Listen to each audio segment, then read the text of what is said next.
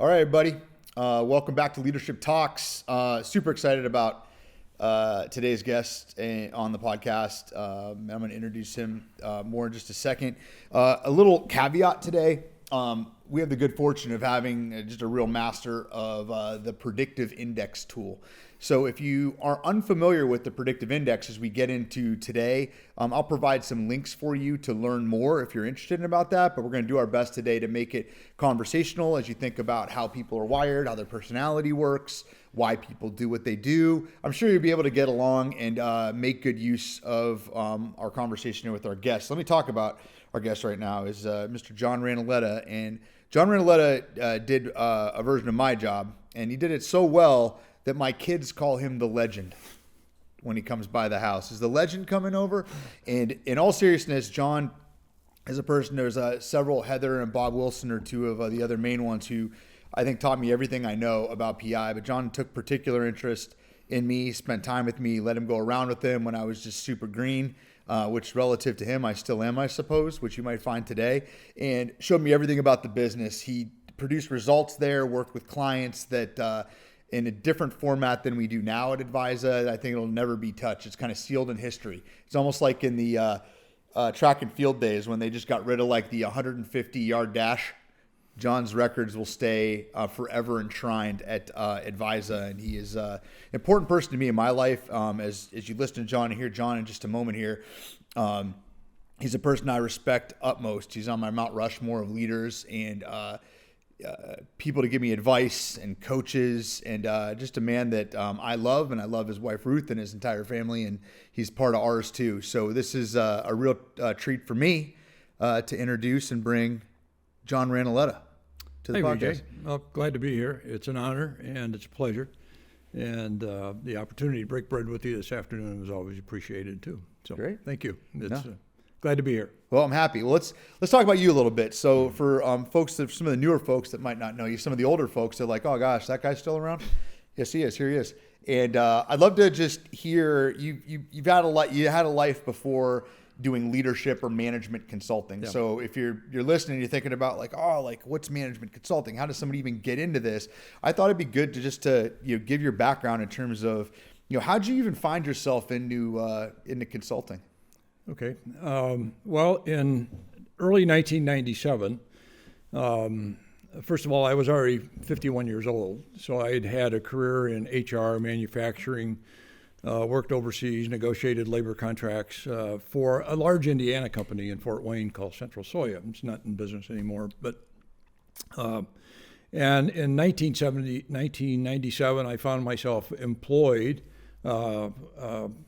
with an engineering firm, and I was marketing / project manager in that company, and I worked there for about 15 months and hated the job. Literally, I walked into the president's office, who was a friend of mine, a chum from way back who had recruited me to the firm, and I walked in and I said, Kim, I said, I'm quitting.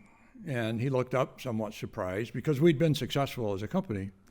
And he said, why? And I said, I don't want to go to bed at night because I know I have to wake up and come and do this job. and I wasn't kidding. I was not meant to do the work. I was not meant to behave in a way that job needed a person to behave. I didn't realize that. I mean, I didn't know anything about Predictive Index. All I knew that I was desperately unhappy in the job and unsatisfied. At about the same time, on a Sunday evening, I was reading the Indianapolis Star, if anybody here remembers newspapers, and there was an ad for a consultant that was placed by Bob Wilson and Associates, and of course Bob Wilson. And I read the ad, and as I looked at the words, and I read it, and I said, that's what I want to do. There's something about that ad that makes sense about what it said that made sense to me.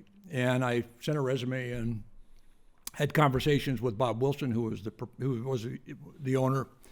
And later we had a face-to-face interview. And in that interview, he passed along the PI survey to me. I had not done the PI survey at that point. And at that time, we did not have the ability to get surveys on the web. It was all paper and pen and scoring machines. And I filled out the survey as Bob sat across from me, which was somewhat undoing, but and he scored it, and he looked at it for a while, and he put it down and explained it to me. And he made this statement, and I'll remember it to this day. He said, if I decide to hire you and you decide to work for us, he said, I can guarantee that I can meet all of your needs, financial and otherwise. Being 51 years old and somewhat cynical, I thought, sure you can, right? But Bob came across with such sincerity and intelligence and I wouldn't say charm, but Bob can be very charming, that I put my faith in him and accepted an offer to go to work. And for 20 years, he delivered on that promise. The next 20 years of my life were approximately 20 years because I retired twice. You're like the Tom Brady of ADVISA. I'm the Tom Brady of ADVISA. For the next almost 20 years, work was not a word that I understood because I didn't have to work. Everything I did, every day I awoke, every day I went to the office, whether it was my office or ADVISA's office, is that I was engaged in a way that I felt confident and motivated. And Bob knew exactly what the behaviors are, what the behaviors a successful consultant would demonstrate. And he had developed a profile in his mind, a PI profile, and he was looking for people who approximated that profile. And when he saw my profile, he said this to himself, I think, this guy has the potential to behave the way successful consultants behave. And I started to work for him on June 2nd of 1997. We spent the next 4 months joined at the hip, literally. We did not have an office. Actually, the office was in Bob's basement.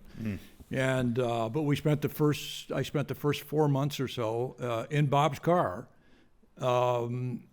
shadowing him on client calls. And in between client calls, Bob was, for those of you who are have been certified and have been through the workshop, I got the workshop by the mile marker. And then I was released into the wild some 4 to 6 months after that, and it's been a delight ever since. Wow. Yeah, so that's kind of the story. Wow, that's a great one. Yeah, well, I think part of the story too is not necessarily about me. I had the opportunity to see the company grow from 4 people. I was the 4th person hired, and I think today ADVISA is about 40 people, somewhere around there. Yeah. And the business has changed dramatically. The portfolio of services and products that ADVISA offers is very, very wide. And back in the day, so to speak, we virtually had one product, which was a service, which was Predictive Index. But I had the pleasure, and it was a big part of the pleasure of the job, to see people like you, BJ, come in to the organization, to see people like Heather and other younger consultants who have blossomed and had the same opportunity and saw, I think, had the same effect that I had when I came in. It's like, this is nirvana. I finally get to do the kind of thing that makes me happy, that makes me confident. So that's been a big part of the experience, is not only working with clients, and I had great clients, whether it was Jabil Circuit or whether it was Red Gold right down the road here a few miles, and over 150 clients over time, and trained a couple of thousand people in PI over that time, and meeting those people. They were very generous, they were very kind, intelligent folks, and it was just a joy. I mean, it was a 20-year joyride. Wow. Yeah. Well, over that joyride, you've been in a lot of boardrooms. You've been on a lot of Yeah. sales calls. You've coached a lot of people using PI. So I'd love to just hear, like, what are the challenges that you've just kind of run in that you've worked with your clients on and that have come up over time? And I suppose how did you help them?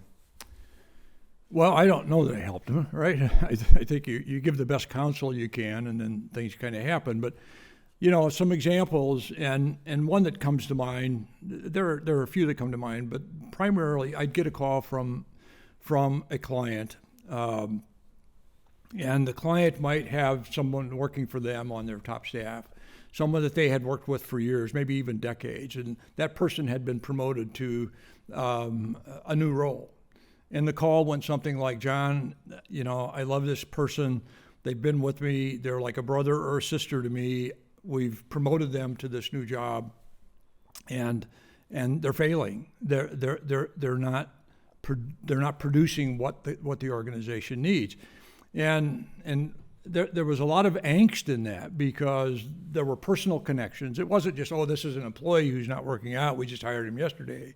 Well, let's find another employee to replace him. This has been a key employee that helped the organization grow over the years, but now they've been promoted to a level where they may not have the experience, not likely. They may not have the intelligence, not likely in these situations, but more than likely, the job that they were filling asked them to behave in a way that wasn't natural to them. And typically what that meant was that the person may have been very good technically, may have been rock solid in terms of bringing a certain expertise, whether it was engineering or accounting or manufacturing. But in the new role, although that expertise certainly helped them make decisions, they for the first time perhaps in their careers, they were charged with making decisions about the future, about which they were uncertain. They were asked to make decisions about staffing, about purchases, about new locations, about where big dollars were involved, and they didn't have to do that before. They could come in, they could rely upon their ability to design a bridge that wouldn't fall. But in the new job, what they had to do was make the decision about where the bridge was going to be built, and how do we staff it, and what do we pay for it, and those are very difficult issues. I want to recall there was there still is, I think, a large architectural firm in Indianapolis where the principal was a very proactive, very risk-oriented person. And he became a PI client after watching a presentation that I made at the Chamber of Commerce. He came up to me after that and he said, I need to survey my board. He said, these are people who are going to replace me when I leave, and that's imminent. And when we surveyed his board, what it demonstrated or proved to him, I'm not sure prove is the right word. What he discovered was that what he had felt or thought about how the board was reacting was confirmed in that he had promoted technically expert people to his board. But now he needed somebody who had a vision, somebody who could rise to the top, who had a vision for the company, take the risks, and make those risk decisions. And he didn't have any of those. None of the people on his board had that capability. It doesn't mean they were inferior. It doesn't mean that in some way they were at fault. It just simply means that they weren't him in terms of what he brought to the table. Does that kind of make sense? Right. And he didn't fire them. I mean, these were valued employees. What he did was he identified other people in the organization, up-and-comers, who had the prerequisites, who could carry the vision, and so on and so forth, promoted them as well to the board, and of course based upon performance, intelligence, and knowledge. And he expanded his board to make sure that he had the right mix, and he had somebody who would step forward and be the risk-oriented visionary for the company. So what do you do? What do you do in a situation like that you started off with, where, all right, a technical person, like a specialist rather than a generalist strategist style person, they're already in the role. Hey, I made the call. You walk in. Hey, you're probably seeing this from them, and they're like, "Oh my gosh, John, yeah, what do I do?" What advice would you give that hiring manager or the owner of the organization? Well, sometimes it would depend on the owner. sometimes it would depend on how receptive I thought the client might be to my counsel. Right. Right. We never recommended actions to take, but what we would ask the client to think about was, how do you salvage the situation? How do you salvage that person?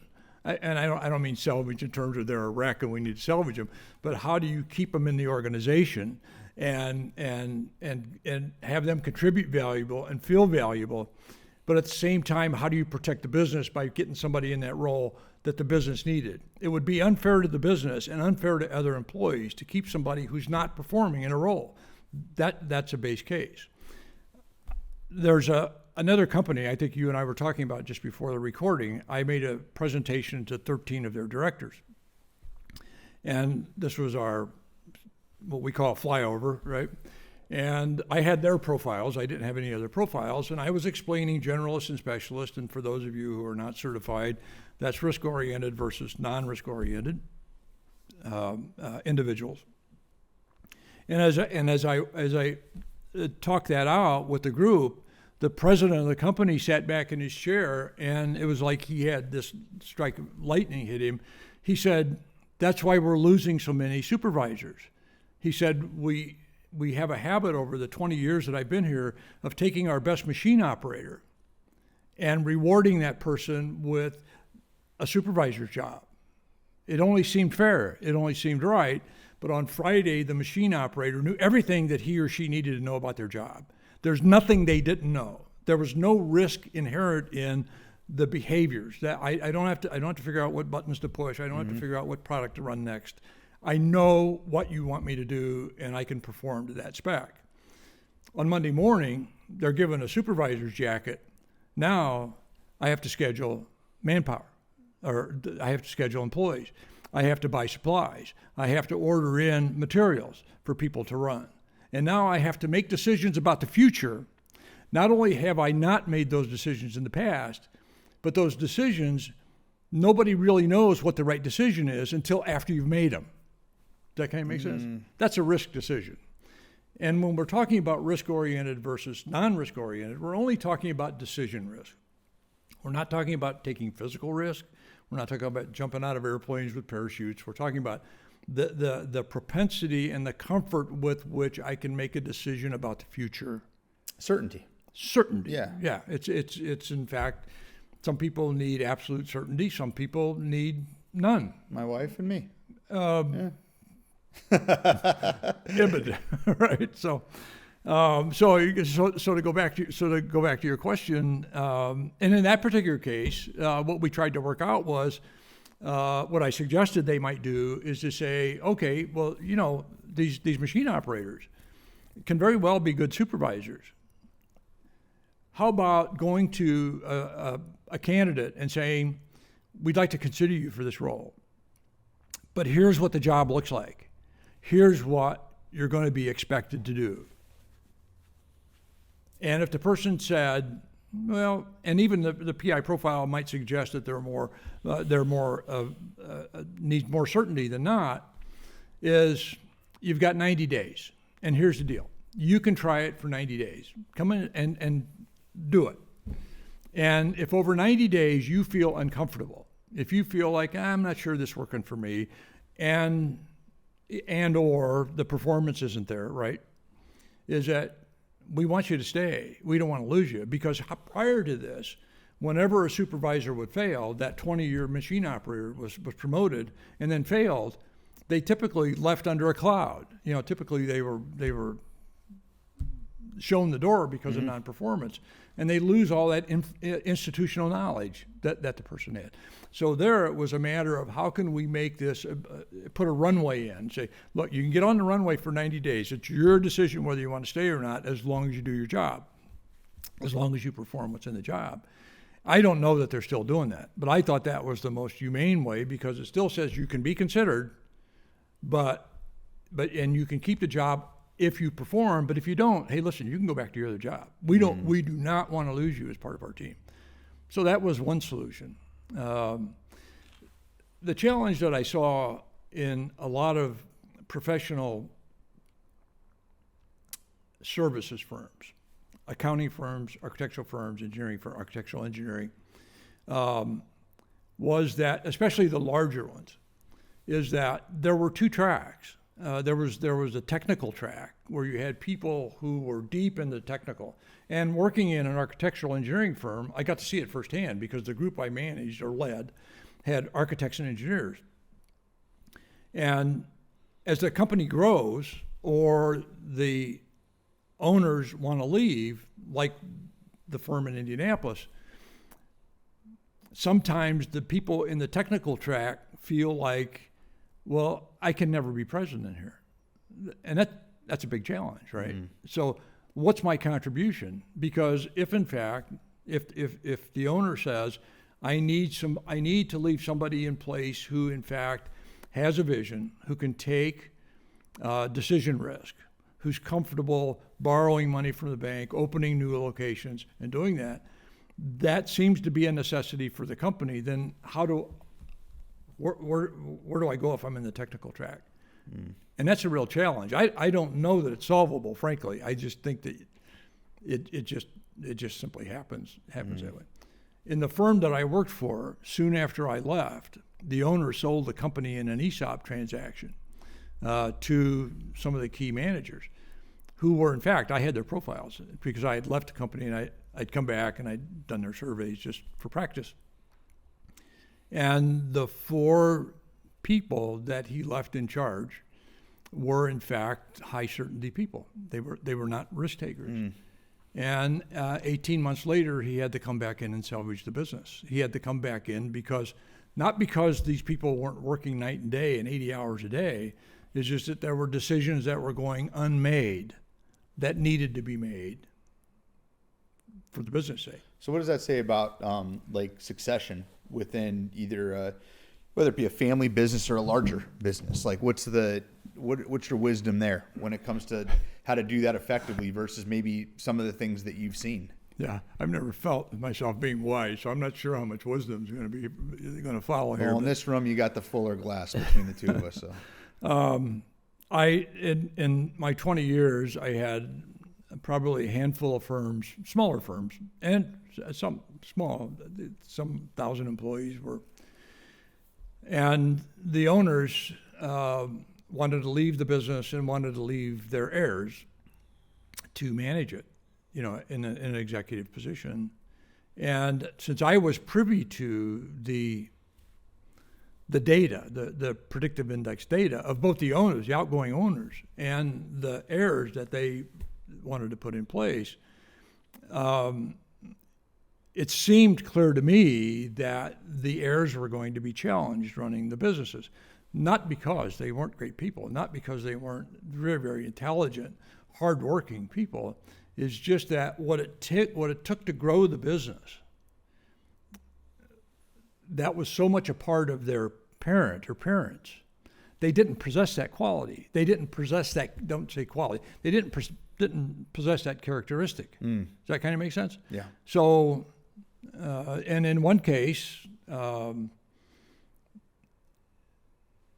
had a meeting with the outgoing, or the leaders of the organization, where they were trying to put their daughter in a position of leadership. And I had coached the daughter some years before when she was working her way up through the organization, and I saw the angst at that time, the demands that were being put on her to step up, make decisions, take control of your destiny, and so on and so forth. I mean, that was the message that she was getting from her parents, and I saw the angst. I saw the tears. The feeling that she had that she could not fulfill other people's desires for her. That kind of makes sense, yeah. Right? And so I had a conversation with the parents, and I didn't prompt the conversation. They and my question was, do you want the kid to be happy, or do you want her to be president? And I they said, we want her to be president. And I said, then she's not going to be happy. And they went along that path, and they put her in a position of leading the company. And in fact, after about 12 to 18 months, they had to come back in, not because she was working 20 hours a day. She was working 7 days a week. It wasn't about her willingness to work or intelligence or her dedication or her passion for the brand, her passion for the company. She didn't have that visionary piece. She didn't want it. She didn't want to make the decisions that she had to make. Fire people, hire people, build new plants, expand the brand, buy another company. Is that it just wasn't something that she wanted to do. What do you think? Do you think there's like a broader context too about like that third generation leadership that like when or just third generation wealth, if we can take our liberties here and expand, where it's just like the second generation got at least the optics of life changing, right? Where it's like, hey, we can't really make ends meet. Like there's a lot of work happening or whatever. And they got like a bird's eye view of what it was like between the garage and when you get a real building. You know what I mean? Like, sure. And then I think the third generation, it seems, like what I read and observe, is they don't get the luxury of seeing the suffering. They see the fruits of the labor now. They see that, hey, maybe we got an airplane, or maybe we have like 3 locations and we fly to those locations, and like they see the good. But it would seem to me that there would be some logic to the grit quality of leadership when that's my upbringing versus that front and second when you're building it from nothing, like a first generation immigrant coming to the United States like way back when and like making something out of nothing. The second generation whose life is marginally better, but like I saw it happen. And then their kids, like, I don't know if there's any talk tracks in there, John, where of your experience or just even your ideas based on what you observed. Well, we're a pretty far piece from PI in that conversation, right? Yeah. I mean, we're discounting or just ignoring what the profile is. We'll get back there. I'm sure. And well, that's okay. I just want to say that. And so now we're talking about sociological stuff, right? Which I am, if I'm barely qualified to talk about PI, sociological issues are Chase Batt, who worked for a client of ours here at Mutual Bank, who I respect, and he's just a great guy, and I haven't seen him in years, but I worked with him for years, and as you did, and couldn't have more respect for a client. He asked that question on Excuse me, on LinkedIn just recently, and the question I don't have it in front of me, but it was, how do we use PI to bridge, so to speak, older and younger workers in the workforce? And my response, and I think it's the response I'd have to your question. Or not question, but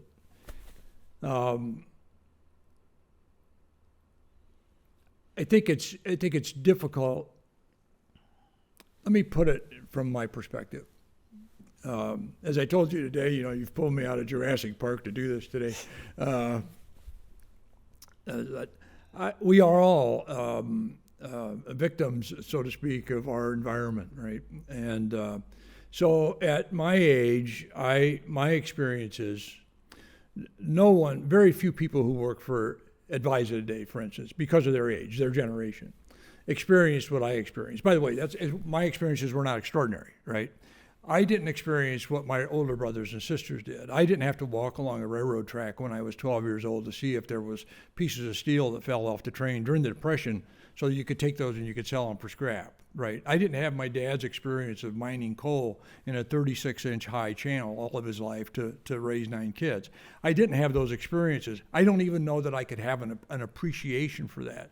So when you talk about that third generation heir or third generation that's riding around in a corporate jet that has a big office where they were swept in, they won the lottery, so to speak, right? I mean, they didn't have anything to do with creating it. In one sense. It was there. I think... I don't know what the answer is to how do you generate a sense of appreciation for what came before you, and I think it really goes back to how did the parents raise the person, right? What are their values? If they instill values of hard work, integrity, honesty, all the things that is needed, I think, to grow a business, I think it'll be reflected. but I don't know that I could talk to you long enough to have you appreciate how I grew up, or I could talk long enough to my brothers and sisters.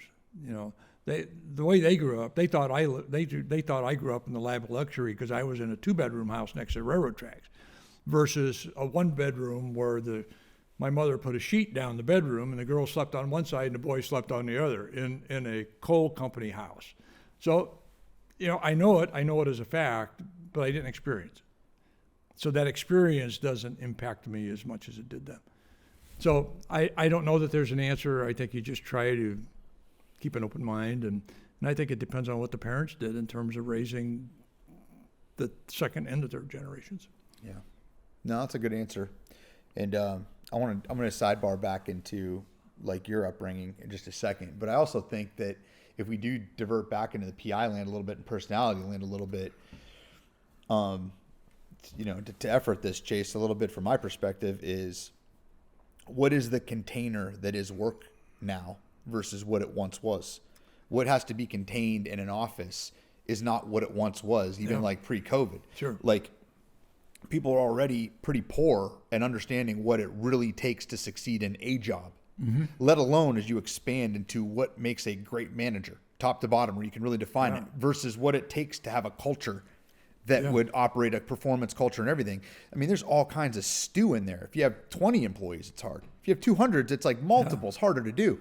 So I think in a certain sense, if the more ambiguous we make what work is, the workplace is, the harder it's going to be to wrap your head around those gaps. Yeah. The tighter you make it, the more everyone knows I'm here and I got my hammer, John, and I go over there and I hammer stuff. And I'm over here and I got a typewriter and I got a computer and I go do this. And granted, I'm making a very overly simplified example. No, I don't think it's. I don't think it's oversimplified. But if you tighten it up, now a manager can now get the handle on, all right, this is what lives in this job and this is what we promise you in the environment for you to do that job well. And I think when you lack clarity, the word, a word I found that is a close cousin to the word resentment is deserve. I'm not getting what I deserve. Yeah. Or I didn't deserve this if it's something negative that I'm getting. And I think that word vacillates around misaligned expectations about what a certain job is, what our peer relationships are and everything. So you can throw in the generation. I mean, that's just the one we're talking about right now. But you can throw in all kinds of things like people of the same generation, peers. Why is this person getting elevated and I'm still here? Yeah. Why is this like a lot of that happens because of like lack of clarity. And like, I mean, gosh, John, you talked about it earlier. We'll talk about it in a second here. Like lack of having difficult conversations early of, hey, this is what this is. Here's where this line ends. Here's what you might need to know to do X, Y, and Z. And when it's not there, people don't have the handholds to get where they want to go. Sure. Well, it's confusing, but I think let's talk about remote work, right? Sure. Which started really in 1920 with COVID. You know, the world shut down. 1920? I'm sorry, 2020. All right, good. You're going. Yeah, I wasn't. Yeah, that would be the Jurassic Park, John. Yeah, I wasn't around 1920. I was close, but I wasn't. Not quite. I was about a quarter of a century away. But anyway, the challenge with remote work, you know, we have people who, first of all, we have a fairness issue. You were talking about what I deserve versus what I thought I deserved, so on and so forth. When remote work started and companies were forced to run their companies from home, with employees from home or other places, is that they made certain claims, right? Well, you can work from home, and then later on, well, it looks like we're going to be kind of permanent remote most of the time, and so on and so forth. And as the business changed, Amazon, for instance, you got to spend at least 3 days in the office. You know, they changed. How dare you?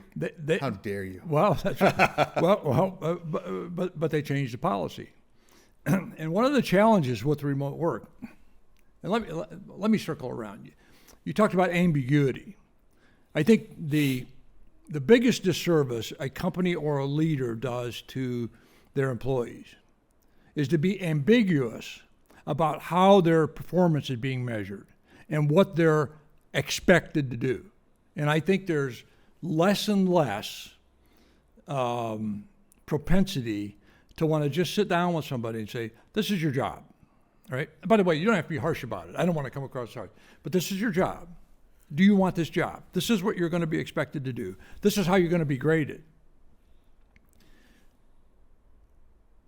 Remote work fails, or I think supervisors become, if I'm a manager and I'm in the office and I've got 20 people working from home, if I haven't very clearly defined what their deliverables are, how do I manage that? Over the phone?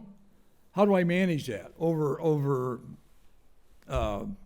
like Slack or Teams? Yeah, Slack or Teams, right?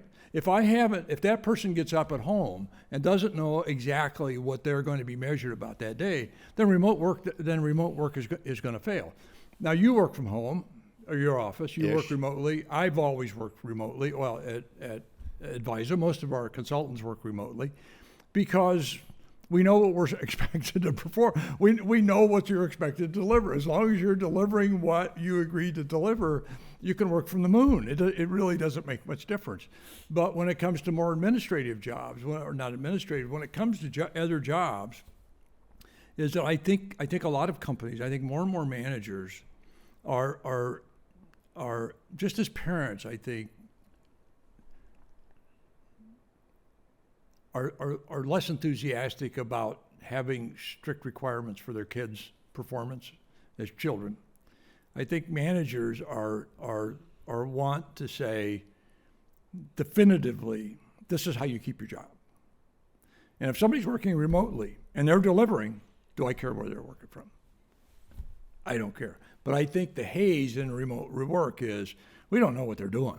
We don't really know that they're making the contribution that the company needs to make. Right. If they were all in the same room, I could go nip and tuck and I could move the pieces and I could cajole and I could do what I needed to do, perhaps to make the unit's goals. But when everybody's spread out and some people are miles away, I've lost control, and I've lost control as soon as I didn't define what the work was.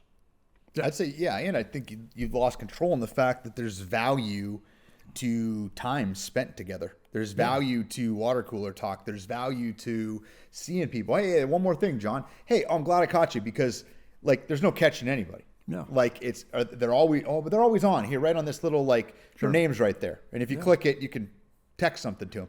I think there's some human element lost when you don't spend time together. Yeah. And again, coming up, how much time did I spend in your car, in Bob's car, in Heather's car, in the Todd Gross's car, and all these people's vehicles where you're just, here's where we're going, here's what we're doing. What should we do, BJ? Like, hey, we just walked out of there. What's your interpretation of what went on? Yeah. Like, something's lost a little bit when you don't have that connection point. I mean, and something else has been coming up too that hits on that I've been thinking about more and more is I talk to leaders. Why isn't this sticking, BJ? Why are we rolling this stuff out and it's not working the way we want it to? And a little line I've been dropping on some leaders is presence equals priority. Yeah. And if you have people going over here and you're nowhere to be found, well, whatever we're doing is at least second to whatever it is you think is most important. Yeah. And granted, it's an oversimplification once again, but there's some truth built into it, which is like remote, hybrid, on premises. Mm-hmm. A lot easier to show what's important with what rooms I'm going to, what meetings I'm going to, people seeing me in the hallway. If you're the owner of a company or even a manager, your visibility matters. Like people need to observe what you're doing. Otherwise, and we'll get into some of the PI jargon a little bit, you're high B and no one's talking to you for a while. Yeah. The story that whips up in your head isn't usually a flowery one of how much you're loved and I'm getting trusted with all this autonomy. Sure. It's they hate me. They don't want me in meetings. I'm getting excluded. I'm seeing other people doing things. I'm not around. I must be in real trouble. Yeah. And if you're with someone who doesn't value that or know that, I thought you're doing great, John. Yeah. That's why I left you alone for the last 4 months. And you're like, oh God, I thought I was going to get fired next week. Yeah, exactly. Well, if I could just fall back on my own experience coming in with Bob in 1997. Bob explained the job. He told me what the measurables were going to be when I was on my own, and we did this with all of it. It happened to you as well. You knew you were given a batch of clients. You knew what your new client goal was. You knew what your client retention goal was. You knew what your margin of revenue goal was. You had 5 or 6 points that you could focus like a laser, right? I'm not going to be distracted by other stuff, because at the end of the day, at the end of the year, probably tomorrow, this is what I'm going to be measured by. So when I was in the car with Bob and he was training me in Predictive Index, and I was listening to his stories, because Bob was a great storyteller, is a great storyteller. He would exemplify points about PI by telling stories about clients that really stuck. But what I knew during that 4 months, that the day was going to come when he was going to buttonhole me, and he was going to say, you got to stand up in front of a group of people and you got to deliver the goods, right? There was no question in my mind that the investment he was making in his time and the investment that he was making in the company's money in me, that there was a day of reckoning, that I had to demonstrate my proficiency. One of the challenges, well, there are a lot of challenges.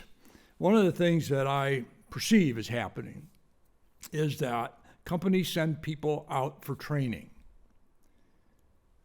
but they don't send them out with the expectation that when you get back, this is how I expect you to behave differently, and as a result of those different behaviors, this is what I expect you to achieve. You say, well, that's being a tough guy, right? Well, think about it. Let's say that you've just bought $100,000, or let's say you just bought a $500,000 5-axis milling machine, and you've put it in the middle of your plant, and you've got a machinist, and the machinist you've had, terrific person, just a perfect person, but they don't know how to run that machine. So you send them for a month to the manufacturer. Your expectation is, hey, when you get back here, you're going to be making parts.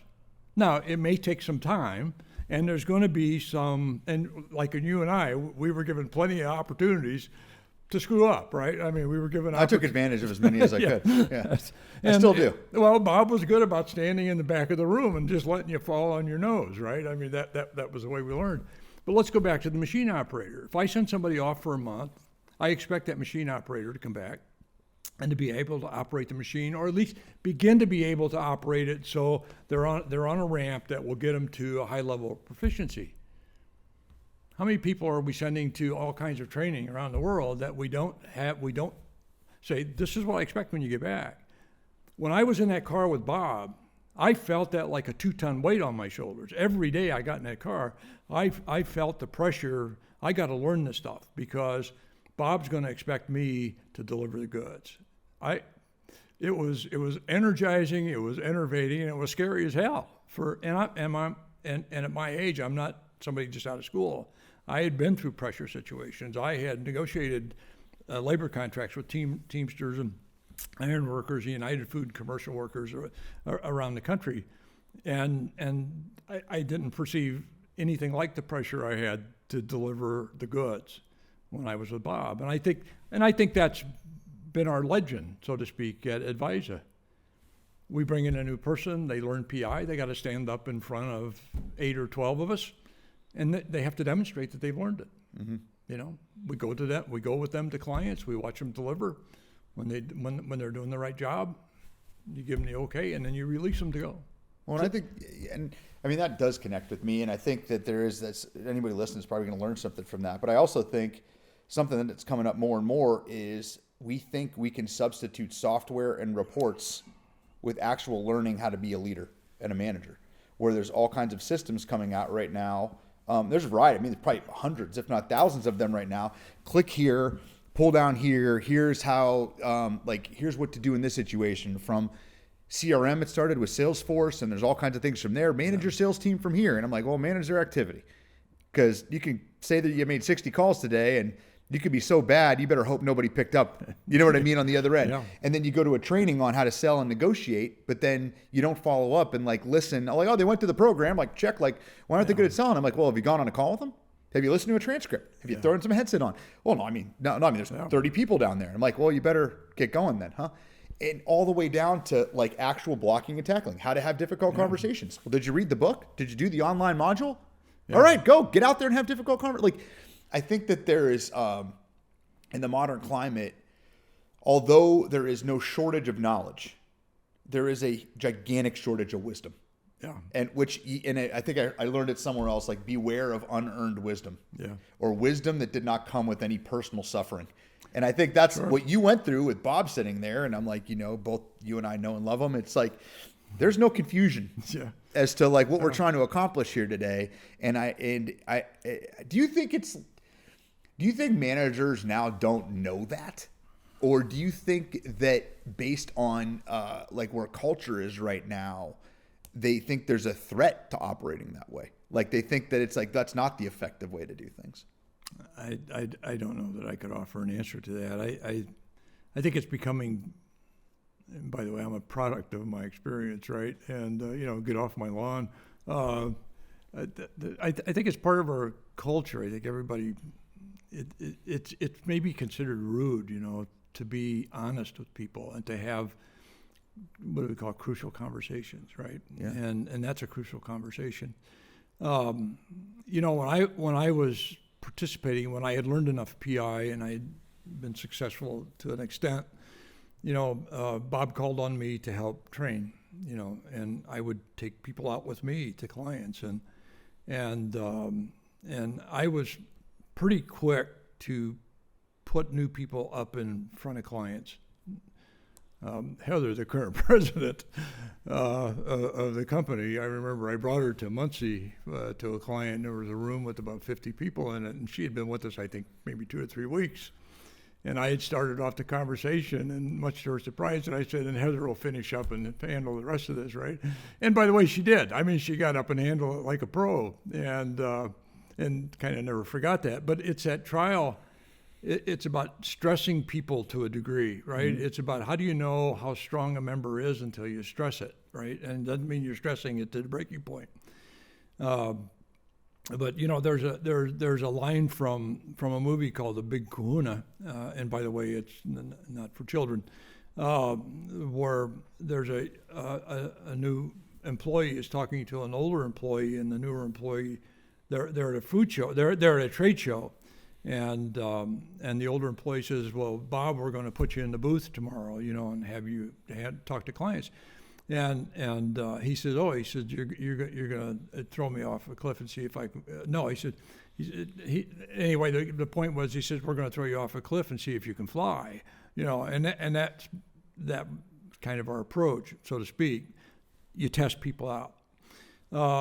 Let's talk about reports. That's where you started this conversation, or this part of the conversation. Yeah, it's just a fact that if people know, then they will be able to do, is kind of the point I was making with the technology. Yeah. And I have a point of view that I think not a lot of people share. I know the people who do share it, but I don't think a lot of people share it. I think you've got your iPhone next to you there, right? Or you have it in your pocket. Yeah, it's behind me. And everybody that's watching this, the 2 people that we've managed to attract. Hi, Mom. Hi, Mom. Yeah. If you got an iPhone or a Samsung phone in your pocket, you have a world of information that you have all the information in the world, literally, except for confidential information, proprietary information at your fingertips, Chat GPT, right? You just open it and ask it a question. When I started with Bob in 1997, we provided software to clients that was on a 3.5 by 3.5 inch floppy disk. And they could score the surveys in that. It would retain the profile so they could print them later. But it was on one computer, and somebody in the HR department was assigned to put them in. There was a facility within that software that if you hit a certain 3-key combination, I don't remember what the keys were, it's like Control, Alternate, Delete, but that wasn't it. There were 3 keys that would pop a report writer that, you had to know what the 3 keys were to be able to write reports. And when I started, Bob showed me that, and I said, well, I don't see our clients using that. He says, I don't tell them how to do it. And I said, why? He said, we're not in the business to teach our clients how to read. We're teaching them how to think. And his point was not that we needed to teach them how to think generally. It was about how to think about PI. Right. Understand what's on the paper. Take time, be certified. Take time to understand what the relationships of the factors are, how they modify one another. Understand what this person brings to the table in terms of their work needs, in terms of their sources of self-confidence, what motivates them, right? So And in Bob's words, his very words, he'd say, with enough training, with enough time thinking about it, you look at a profile, a PI profile, and you just simply intuit what's there. Mm-hmm. It jumps off the page at you. You don't have to. It's like a diamond polisher in Belgium. An experienced person he just looks at the stone and understands what to do with it. Mm. And understand, because I've got the experience, I've handled enough of them. And I think the challenge today is anybody who walks away and says, I can push a button and I can read a report and I'll know all I need to know to lead, will be helped, but will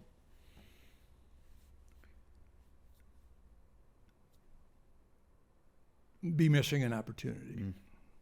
I equate it to, I run a fitness company too. I equate it to giving somebody a 42 weeks worth of programming. Yeah. Here you go. Just that stuff. All right, good. I'm good. I'm fit. No, you're not. Yeah. So let's get those reps first. Rep number 1, rep number 2. Well, you talk about polishing diamonds and telling stories. So I want to actually go and talk shop a little bit here. Okay. So Derek, I don't know if you need to do anything. I'm going to be using the screen now. All right. Everything good? Great. All right. So I'm going to give a brief overview, or actually I'll let John talk about just the real quick high level. What is A, B, C, and D in brief? And then tell me a story about what we're looking at here. Well, if you're certified or you're familiar with PI and you're looking at this profile, you understand that this is a histogram, and on the histogram are plotted the relative strengths of each one of the 4 drives that Predictive Index measures. Those are A, B, C, and D. A being independence, B, I can't read that. We used to call it the drive to be like, C, the drive for patience, and D, the drive for correctness. You want me to talk about this particular profile? Yeah, I do. And if anyone wants to learn more about this, I'll provide some links if you want a little more on about A, B, C, and D. But let's go from the 101 level class to level 500. We'll get into our master's program here, John. What's going on here? Yeah, well, okay. I'm not sure about master's degree, but I had a client with this profile who offered me a job. And I think he was not serious, right? This was obviously a long time ago. And he said, why don't you come to work for us? And I said, I know your profile. I said, I don't think I could work for you. I don't want to work for you. And because this is a person who is all about work. And I talked about, if you understand PI thoroughly enough, if you spend enough time studying, you can kind of come up to second level right away. You can do the analysis of, this is a highest A person, this is a highest D, lowest B, C below the norm, and you can parse all that out on a piece of paper, and that's great. But if you spend enough time, and it doesn't take 10,000 hours, it felt like it did at the time, but it doesn't take 10,000 hours, is that you can take a look at this profile. And what I do first is I say, okay, I'm looking at 3 things in a profile. What's the worst? What's the person's risk propensity? What's their risk profile? What's their social style, and what's their pace, right? So if we think about risk, the risk is a function of the relationship of the A to the D drive, where the A is greater than the D, and there's a significant difference, at least 10% of the profile, between the A and the D. We say that person's strategically oriented. That means that that person can take a certain amount of risk, decision risk again, not physical risk, but decision risk. And the D drive is a drive for certainty. So where the A is greater than the D, we say that person is more strategically oriented. Where the D, someone like that, A being way over here and the D being there, be like a real wide strategic orientation. Yes, and when you take a look at that profile and you take a look at the bandwidth, that is the distance between the A and the D drive. Just physically measure the distance between the A and the D drive as a percentage of the entire profile. So like C being the lowest all the way to A, this is like 90%. It's like 90%. So you can say how much risk would that person be able to tolerate in terms of making decisions. And it's a function, and the other side of that coin is the amount of risk I'm willing to take is proportionate to the amount of information that I need to make decisions. So here we have a profile where the A drive being so high, and what we know about high A people is that they tend to take their own advice first, right? I mean, they tend to. I don't know anything about that. Yeah, you might resonate with that comment.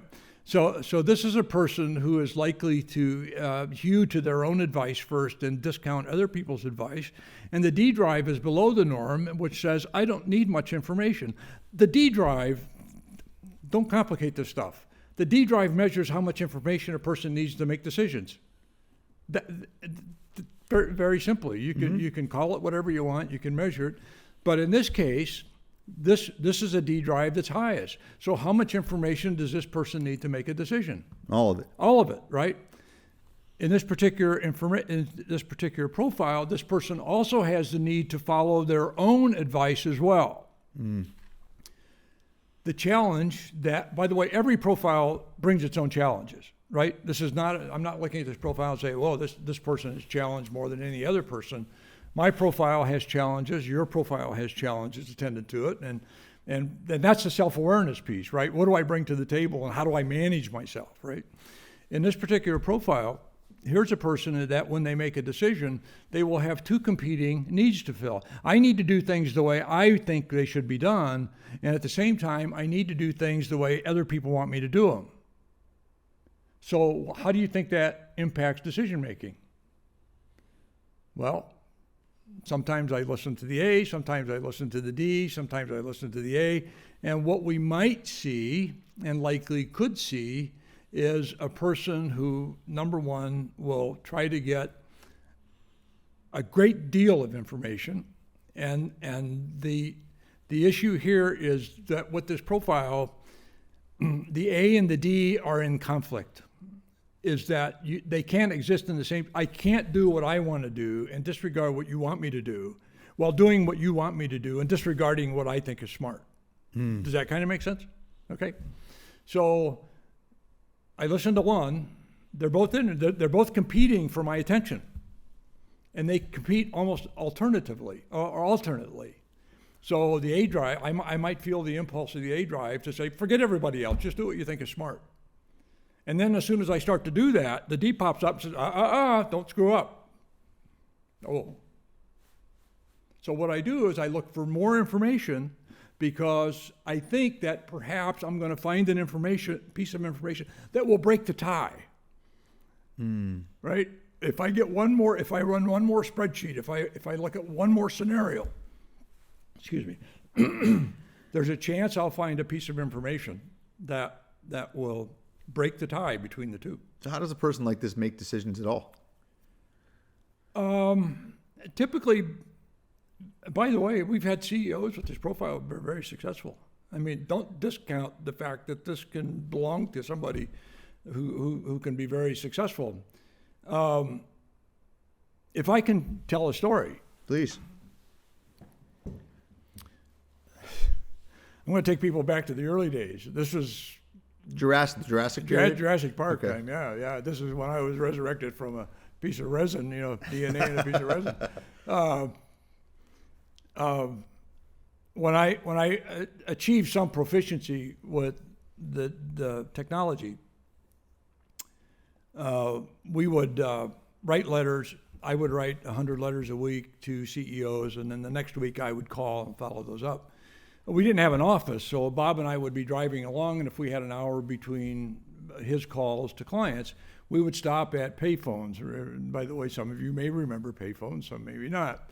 And I would make cold calls. I would call people on the list, and I would say, you got my letter last week, and what'd you think? And so, whatever. So I had an individual. Ended up being my first client. One of my first clients. He called and said, why don't you come in? He said, I'd like to see what you're talking about. So I went into this person's office. Very successful firm. And I'm going to tell you what kind of firm it was because people might be able to identify it. Very successful. And I walked in, and very proper place. The place was just gorgeous. And I walked in, and with this profile, this is not a warm and cuddly person by nature. By nature, it's not warm and cuddly. It doesn't mean that if he or she isn't playing with their grandkids, they can't be the most loving person in the world. But on a day-to-day basis in the business, likely it's stick to business or leave, right? Mm-hmm.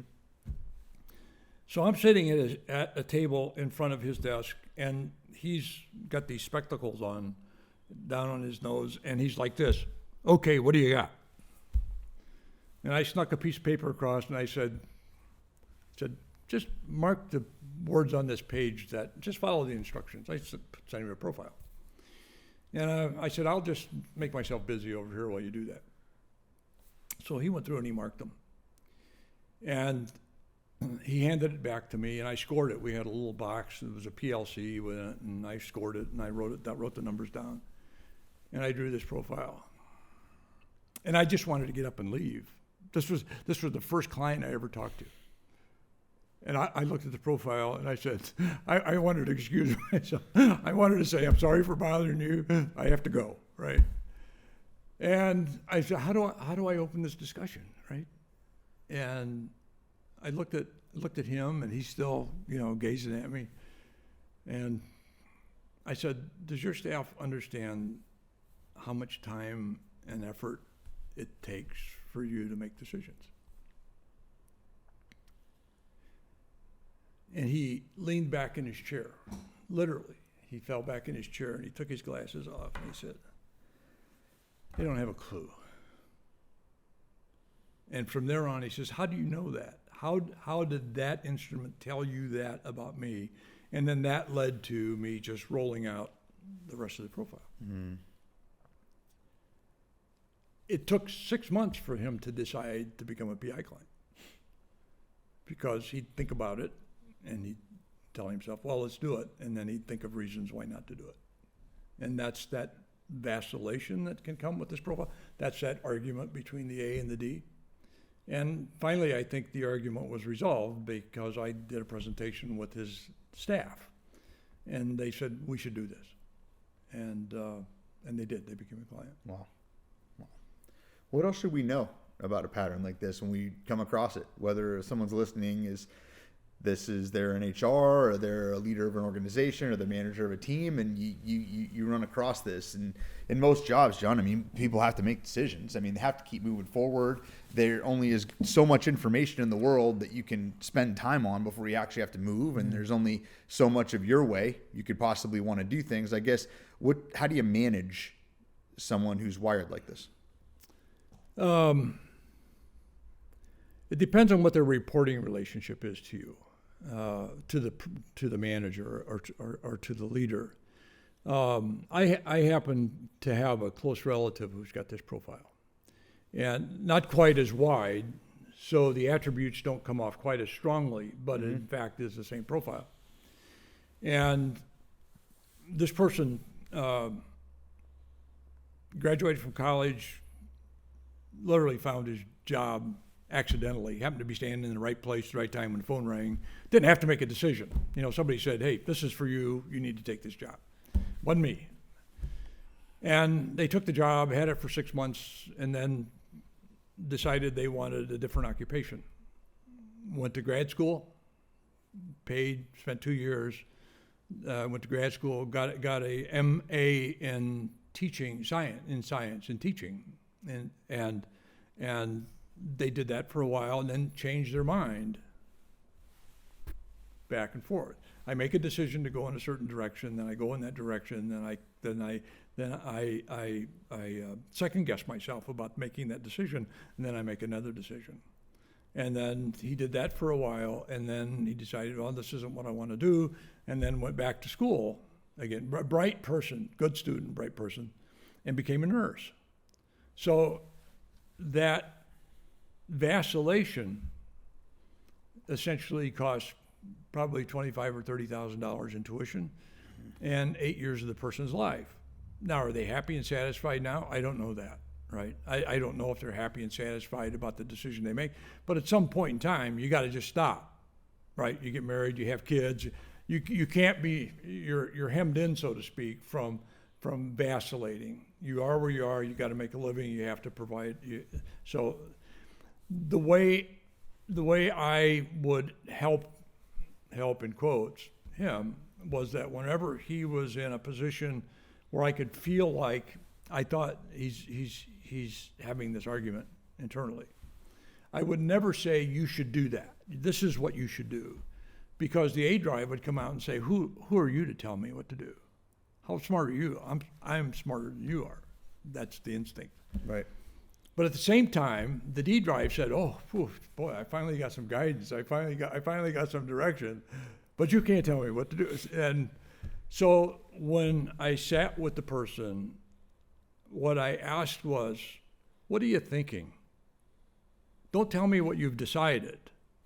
Just tell me what you're thinking." So if I had this, let's say this was a person reporting to me, and by the way, highly skilled, intelligent, contributor, hard worker. Mm-hmm.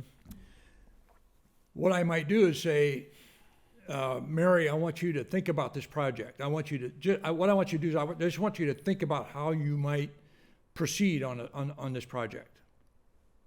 And let's get together tomorrow and talk about it, or let's get together sometime and talk about it. And then what I'd ask him to do, I'd come back and say, okay, tell me what you're thinking. What are the scenarios? And likely what they're going to lay out is scenarios, because they think in terms of A and D scenarios, right?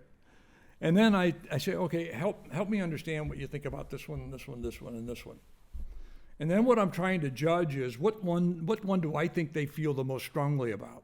Which one do I think they're the most vested in? Which one do I think is the most comfortable for them?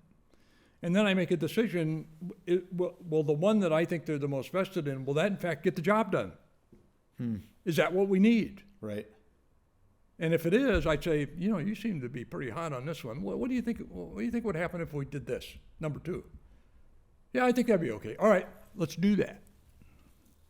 And you push it across the table, and that answers the question. Now, this is what you learn in the certification class. This person is a lowest B. So who are they talking to about their decision making? Themselves.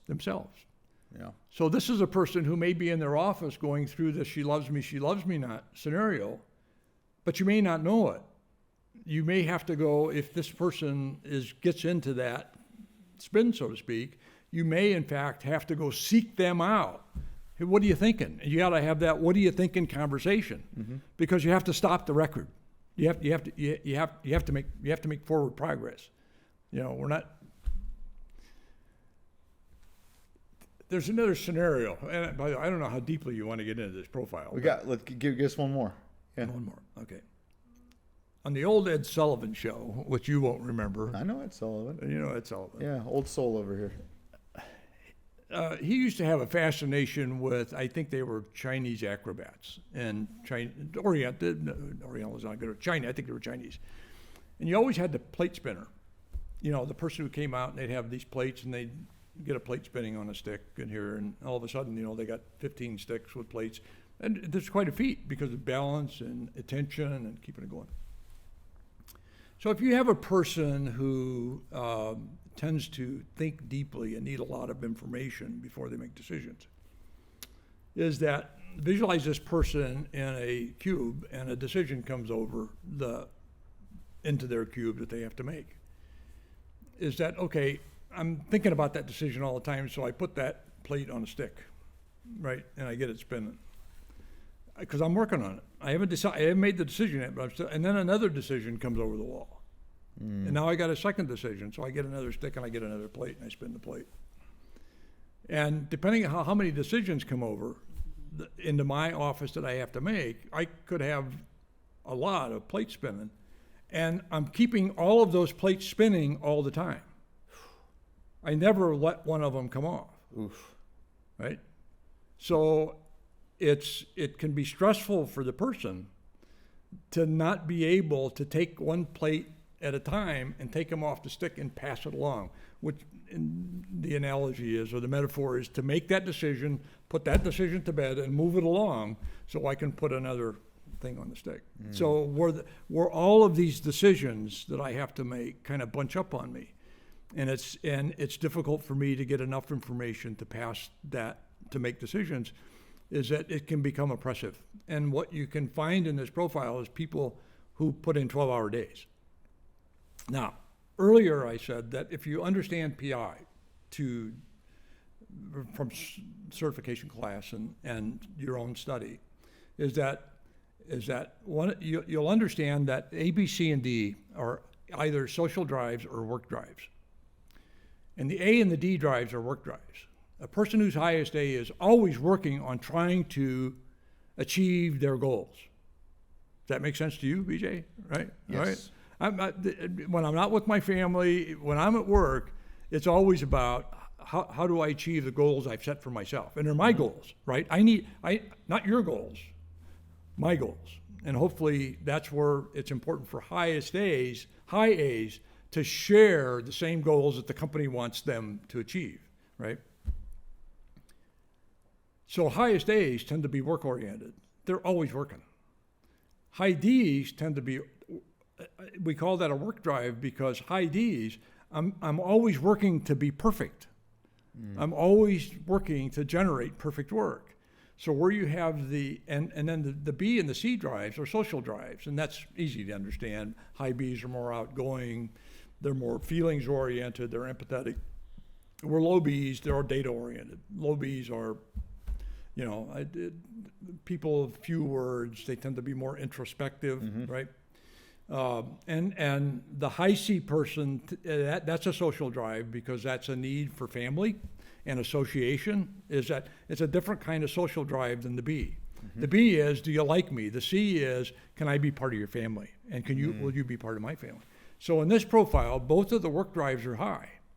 Both of the social drives are low. Typically people with this profile have a really high capacity for work. Really high capacity for work. That makes sense? Yeah. I have a friend who's a medic with this pattern and just crushes at it. Yeah. Well, people see him. People that work with him say, he comes in early. He or she works late. By the way, this is not gender neutral. It could be a man or a woman. Yeah. Yeah.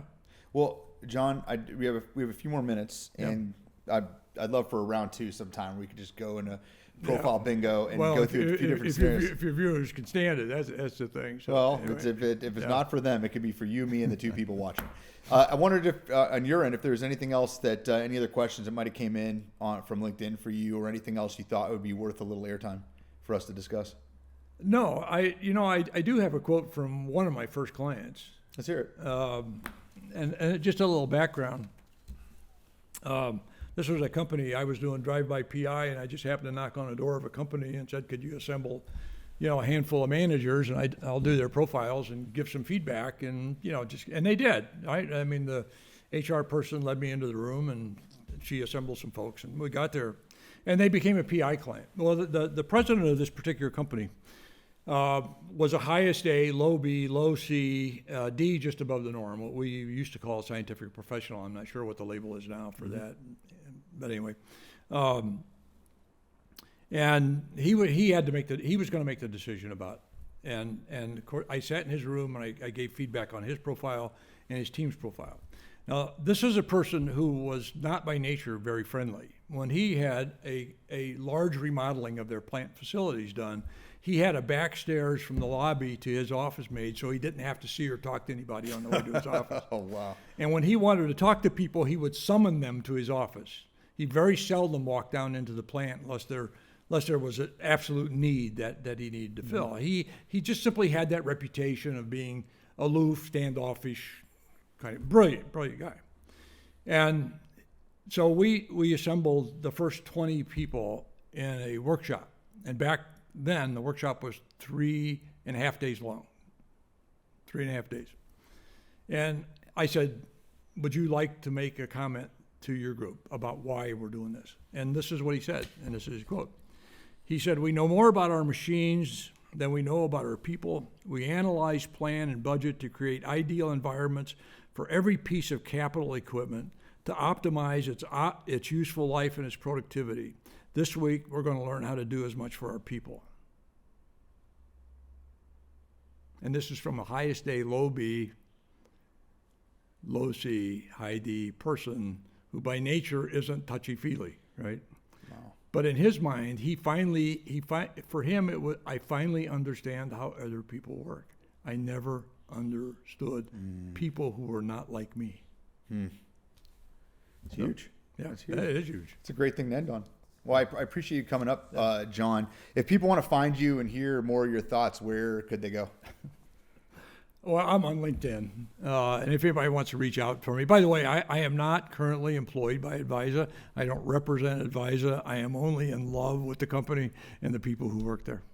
Great. So there's John Ranalletta on LinkedIn. Maybe we'll throw that in the show notes as well. And thanks for driving up and spending time with me, John. This has been a real treat for me, for those who are listening. Hopefully you all gain something. I know I do every time I sit down with John, and hopefully there'll be around 2, 3, 4 more if you are so willing in the future. Are you going to start paying? Maybe no. Yeah. All right. Well, we'll see. It all depends on how many people watch and share. Good. No, I'm glad to be here, BJ. Thanks for the opportunity. You bet. Until next time. Right. Appreciate it.